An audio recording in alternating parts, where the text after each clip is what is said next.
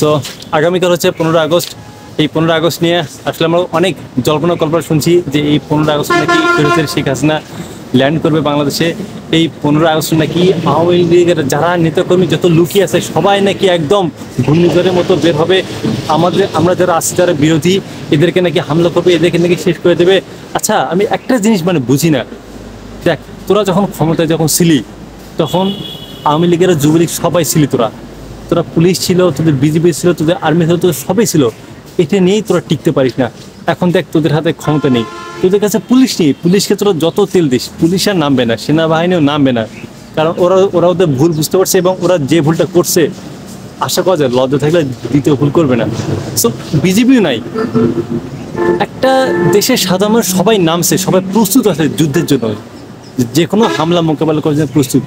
তোরা কোন সাহসে নামবি ভাই? তোদের লজ্জা আছে বল? তোরা কোন সাহসে নামবি? তোরা যদি নামিস তোদের অস্তিত্ব থাকবে?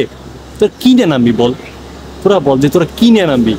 আমাদের কাছে সব আছে ভাই, সব ধরনের অস্ত্র আমাদের মানুষের কাছে আছে। আমার কাছে না থাকে আছে তো নাকি?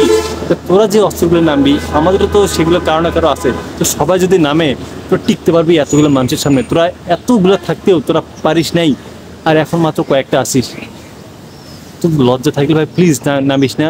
তোরা উড়িয়ে যাবি, বুঝছিস? তোদের জানাজা পাওয়ার লোক থাকবে না।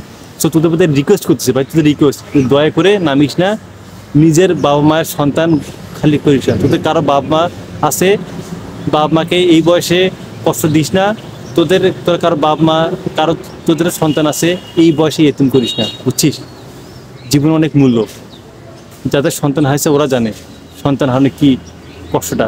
সো তোরা নামিস না। আর তোরা যে নামিস কালকে, আমি সাধারণ শিক্ষার্থীদের উদ্দেশ্যে বলতে চাই যে এই কুলাঙ্গাররা যদি আবার নামে, এবার এমন এমন মারবেন যেন জিন্দেগিতে যেন পা তুলে মাথা দাঁড়াতে যেন না পারে। এর মেরুদণ্ডটা এমনভাবে ভেঙে দেবেন যেন জীবনে সোজা হয়ে দাঁড়াতে না পারে।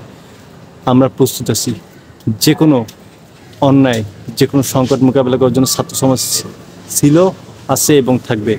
এবং আমরা এই দেশে কোনো অপরাজনীতি এবং অনৈতিকতা যদি হয়, আমরা কঠোর হাতে দমন করব। আমাদের শিক্ষার্থীদের উদ্দেশ্যে বলতেছি, আপনারা ভয় পাবেন না। ইনশাআল্লাহ হয় আমরা শহীদ হব, না হলে এই বিজয় নিয়ে আমরা গাজী হব। বাংলাদেশ এক নতুনভাবে ঘুরিয়ে দাঁড়িয়েছে। আমরা না ভারতের তাবেদারি, না এখানে স্বৈরাচারী সরকারের তাবেদারি, কারোর তাবেদারি করার জন্য আসিনি। এই বাঙালিরা জেগেছে, নতুনভাবে এই দেশ স্বাধীন আমরা করেছি। এই বাংলাদেশ এবার দুর্বার গতিতে এগিয়ে যাবে। যে এই দেশের ওপর শকুনের চোখ দেবে, চোখ দুটো উপরে ফেলে নেওয়া হবে।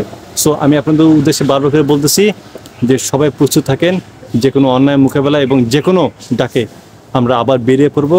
প্রস্তুত থাকেন, শস্ত্র সহ। খালি হাতে নামবেন না, কারণ এই জানোয়ারদের উপর কোনো বিশ্বাস নেই। খালি হাতে নামবেন না। নিজের কাছে যেটা আছে অন্তত একটা লাঠি নিয়ে তো নামবেন। এবং আওয়ামী লীগ ভাই, তোদের বারবার রিকোয়েস্ট করে বলছি, তোরা নামিস না ভাই, তোরা শেষ হয়ে যাবে। সো প্লিজ তোরা নামিস না। অ্যান্ড ইয়েস, তারপর যে নামে এরা কীভাবে প্রতিবাদ করতে হয়, কীভাবে মারতে হয়, সেটা তো এই কয়েকদিনে তো আপনারা শিখে গেছেন। অ্যান্ড ইয়েস, এই বাংলাদেশকে ঠেকানোর মতো ইনশাল্লাহ আর কারণেই। ইনশাল্লাহ আল্লাহর রহমতে এই বাংলাদেশ এবার এগিয়ে যাবে। ইনকিলাব জিন্দাবাদ।